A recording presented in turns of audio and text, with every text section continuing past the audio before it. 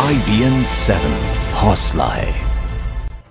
और इस वक्त हरियाणा पुलिस प्रेस कॉन्फ्रेंस कर रही है, आपको सीधे लिए चलते हैं। 20, 21, 21A, 122, 123 है। मैं ये स्पष्ट करना चाहूंगा कि जिस प्रकार की एविडेंस हमारे पास आती जाएगी उसमें धाराएं जुड़ती चली जाएंगी। 24A के लिए आप सोचते हैं कि बनाए 30? देखिए साहब, अभी तक ये मामला इन्वेस्टिगेशन का है।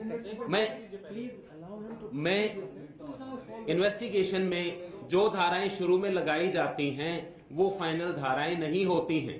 जैसे जैसे हमारे पास ये समझिए कि ये मुकदमा दर्ज हुआ, कल रात तक फोर्स ऑपरेशन में लगी हुई थी और रात्रि के समय हमने ऑपरेशन सस्पेंड किया था कि लोग बाहर आ सकें।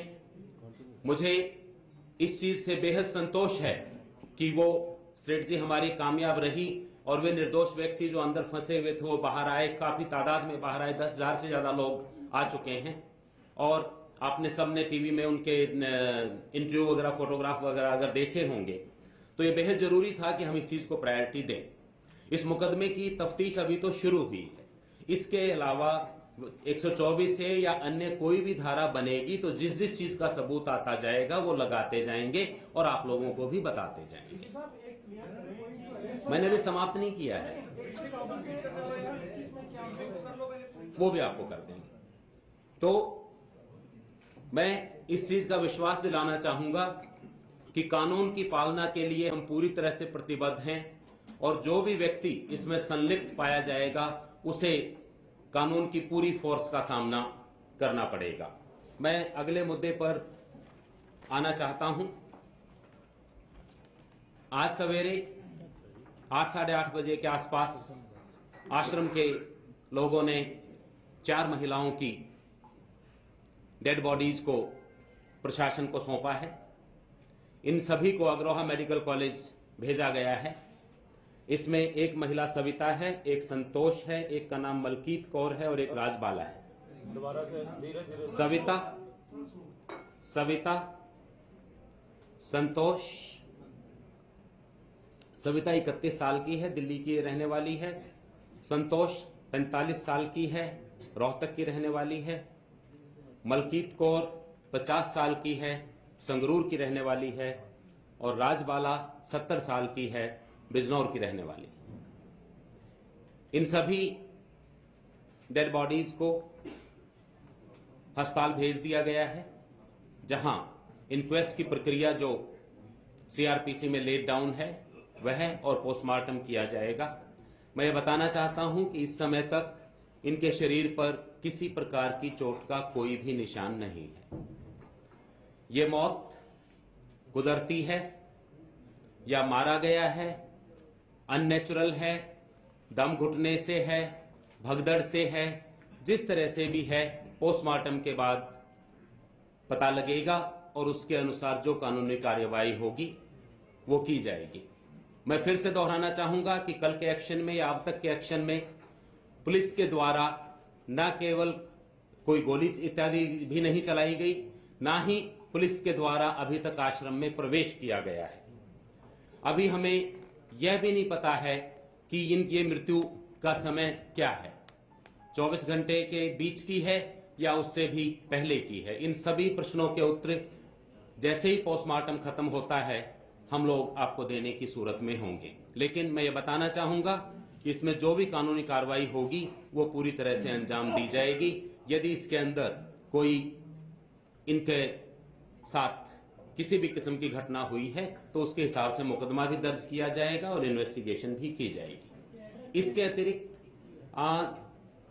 एक न्यू दिल्ली का है, लखपत कॉलोनी का, एक भगवतीपुर है, संतोष भगवतीपुर डिस्ट्रिक्ट रोहतक की है, मलकीत कौर शेखुपुरा धुरी संगरूर की है और राजबाला के बारे में अभी बिजनौर ही मालूम है, पूरा पता मालूम नहीं है। इनमें से 3 के वारिस वहां पर पहुंचे हुए हैं। अगला मैं बताना चाहूंगा, आज सवेरे 4 बजे एक रजनी नाम की लेडी जिसकी उम्र 20 साल थी, जो ललितपुर यूपी की रहने वाली थी, वो लगभग 4 बजे आश्रम से बाहर आई। उसकी सीरियस कंडीशन को देखते हुए उसे उसी समय मेडिकल कॉलेज भेजा गया, लेकिन 8 बजे इसकी मृत्यु हो गई। ये मालूम हुआ है कि इसे हार्ट वाल्व की दिक्कत थी और इसका ट्रीटमेंट यूपी में चल रहा था। ये भी मेडिकल कॉलेज में 8 बजे इसकी मृत्यु हुई है। इसके अतिरिक्त 1.5 साल का एक बच्चा जो रेवा डिस्ट्रिक्ट मध्य प्रदेश का रहने वाला है और इसका बताया गया है कि इसको जन्म के समय से ही पीलिया था। इसकी मृत्यु भी आश्रम से मृत हालत में बाहर लाया गया था और इसे भी मेडिकल कॉलेज अग्रोहा में भेजा गया है। जो अब तक पता चला है शायद इसका नाम धैर्य है, 1.5 साल, और इसको कॉन्जेनिटल जॉन्डिस सिंस बर्थ थी।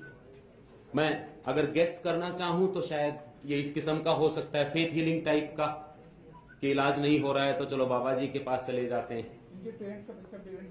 इसके बच्चे के फादर का नाम विपिन प्रताप सिंह है, जो डिस्ट्रिक्ट रेवा तहसील गोल्ड के रहने वाले हैं।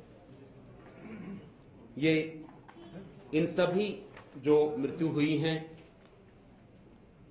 जहां तक अंदाजा लगाया जा सकता है लास्ट की जो मृत्यु हैं वे नेचुरल नजर आती हैं, लेकिन इसके बारे में भी हम पूरी छानबीन करेंगे और जो 4 बॉडीज आश्रम ने हैंडओवर की हैं उसके बारे में भी पूरी छानबीन करेंगे। ऑपरेशन बिना रुके जारी रहेगा। ऑपरेशन के इस चरण में हम लोगों को बाहर निकाल रहे हैं जो निर्दोष हैं और जिनकी जान बचाना मैं अपना परम कर्तव्य समझता हूं। मैं ये भी बताना चाहूंगा कि अब तक की सूचना के मुताबिक रामपाल अभियुक्त आश्रम में ही मौजूद है। ये आश्रम कितने दिन तक चलेगा? टोटल जो आश्रम है वो कितने एकड़ में फैला हुआ? 12 एकड़। 12 एकड़ में एक एक देखिए, मैंने कल भी कहा था कि मैं कोई समय सीमा निर्धारित नहीं कर सकता हूं। मैं आपको कल भी कहा था कि मेरी ओवरराइडिंग प्रायोरिटी उन 10-15 हजार लोगों को बचाना है जो वहां पर बंधक हैं। उनमें से 10 हमने बचा लिए, बाकी 5 भी बचाएंगे और जब तक हम पकड़ नहीं लेंगे हम इस हादसे को समाप्त नहीं करेंगे। 1 by 1 जी, धारा 121 का मुकदमा दर्ज किया गया है। रामपाल भी उसमें शामिल है, कॉन्स्पिरेसी में, मुकदमे में, एफआईआर में नाम है। जो लोग आश्रम से निकल रहे हैं, इस तरह के कोई बंदोबस्त आपने किए हैं कि ये दोबारा कहीं रीयूनाइटेड ना हो जाए, दोबारा कहीं इकट्ठे ना हो जाए, दिल्ली या चंडीगढ़ की तरफ कूच ना कर दें? दूसरा, अभी जो है आश्रम में आपकी पुलिस कहां तक पहुंच गई है और रामपाल से कितनी दूरी है? क्या आपको लग रहा है कि किस तरह का एक्शन रहेगा आपका? मैं आपके पहले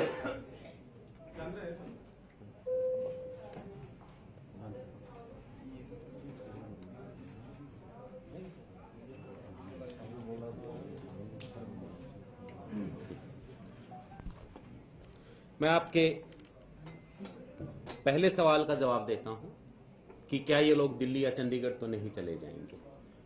मेरी कमिश्नर ऑफ पुलिस दिल्ली और आईजीयूटी से लगातार संपर्क जारी है। आज सवेरे भी बात हुई थी।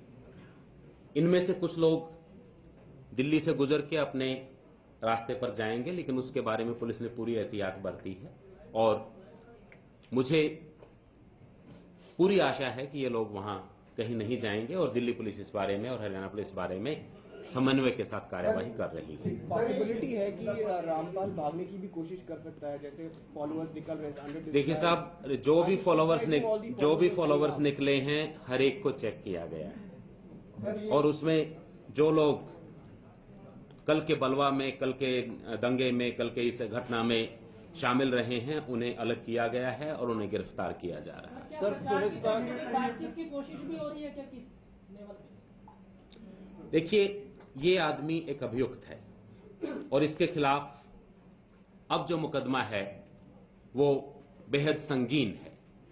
इस समय तक किसी बातचीत का कोई प्रस्ताव नहीं है, ना ही इस प्रकार के व्यक्ति के साथ किसी प्रकार की बातचीत संभव। मैं परामर्श देता हूं अभियुक्त रामपाल को कि कानून के समक्ष सरेंडर करें।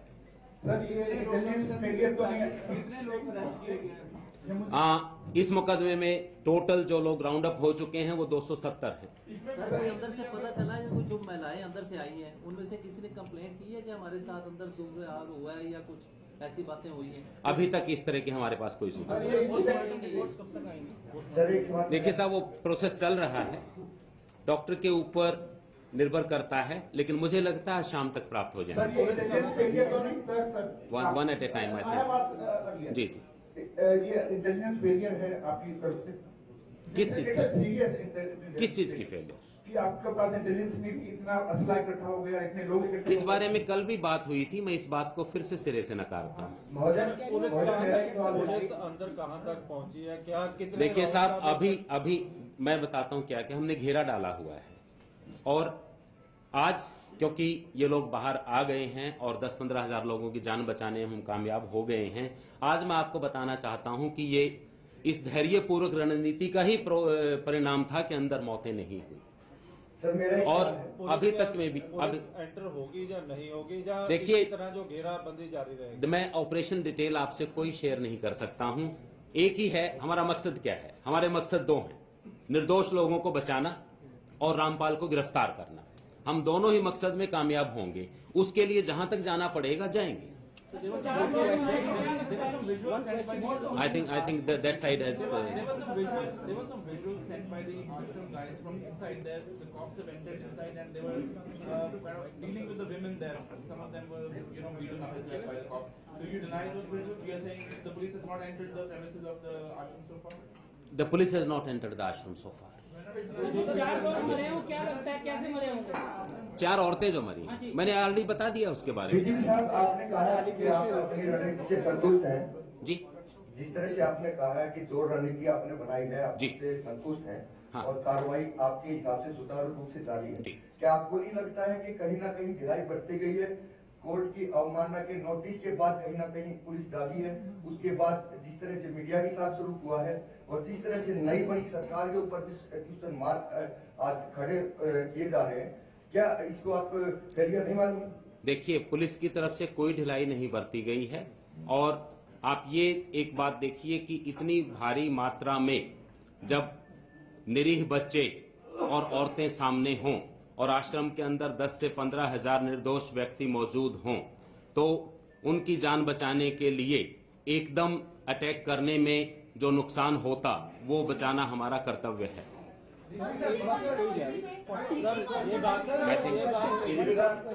Rampal avoided police and court summons for 42 times.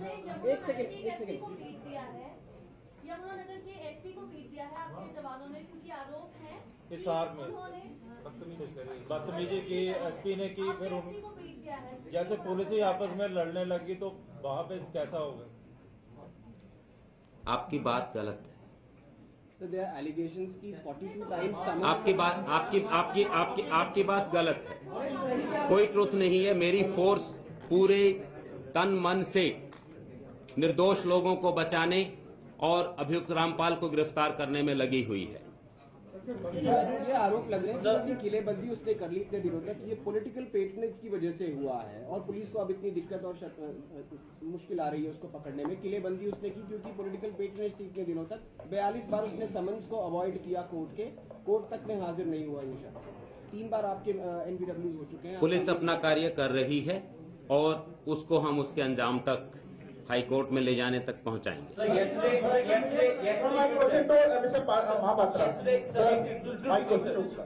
Sir, do you think your police is well equipped, well trained? Haryana police एक प्रोफेशनल फोर्स है। But yesterday experience has not shown. Can I summarize and before we wind up? Let him answer, sir. Haryana police ये professional force है और हरियाणा में police कानून की रक्षा करेगा, कानून का अनुपालना करेगा और कोर्ट का आदेश का पालना करेगी। Yesterday you said that your intention, yesterday said that there was no intention to stop the media from covering the whole operation. You have nothing to hide. Then what stops you from allowing the media today to go to the site and at least show what is happening so that everything comes? They have been just kept as a safe. They have been just kept at a safe distance. 400-500 meters away, sir. I mean, nothing is visible. How will the people believe what you are doing there is fair and just? Sir, you are forgetting that yesterday we were close to LPG dump being one full LPG dump of 200 cylinders likely to be exploded by one petrol bomb. And you can appreciate 400 meters is nothing. The moment you see, no, let's see one thing. Let's see one thing. There are things. I'll talk to you now. There are things which have double uses. An LPG cylinder is available in every home. An LPG cylinder can become a bomb. Acid is used for cleaning. Acid can also become a pouch to attack. Petrol is used for motors, and the petrol bomb can be used for attacking the force. But volume of the keeping the media away. Sir, we are conscious of your safety also, but I'll also say the moment we are in a position, we'll take you still nearer. But I will not take you people just next to the ashram. That's not good, because there are people still ये कहा जा रहा है कि intelligence ने मुख्यमंत्री को गलत गाइड किया इस सारे मामले में। इंटेलिजेंस की फेलियर है ये। देखिए साहब, कौन कह रहा है मुझे तो मालूम नहीं है, आपको ही मालूम होगा। Now please allow me a minute. Please allow me 1 minute. Allow me 1 minute, please. एक सवाल बार बार उठाया गया कि पिछले 5-10 दिन से इंफॉर्मेशन नहीं थी। थोड़ा सा हमें झिझक होती है खुल के बोलने की। There was a sealed status report which was presented before the Honorable High Court. Now we are officers of the government, right? A sealed status report was submitted by the Home Secretary and the Director General of Police to the Honorable High Court.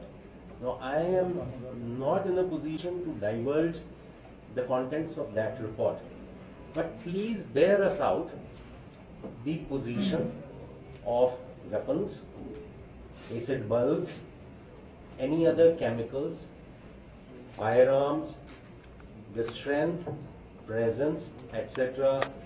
was brought to the notice of the Honorable High Court. Allow me.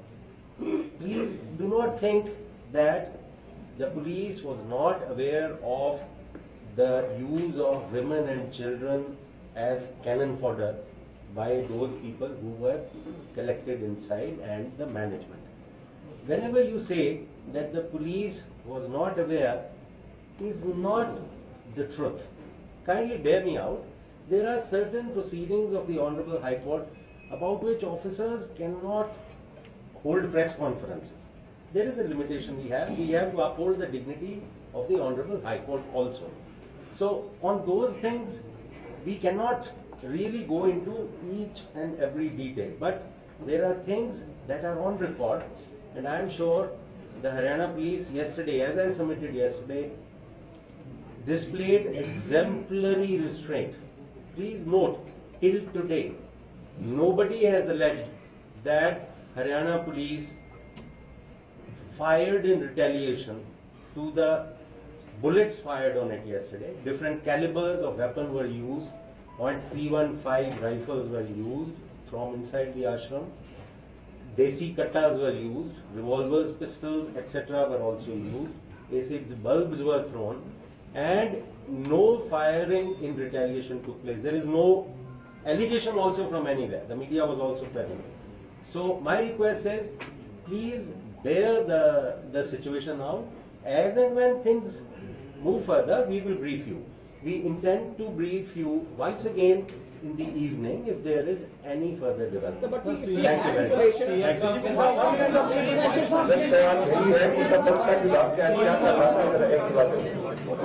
much.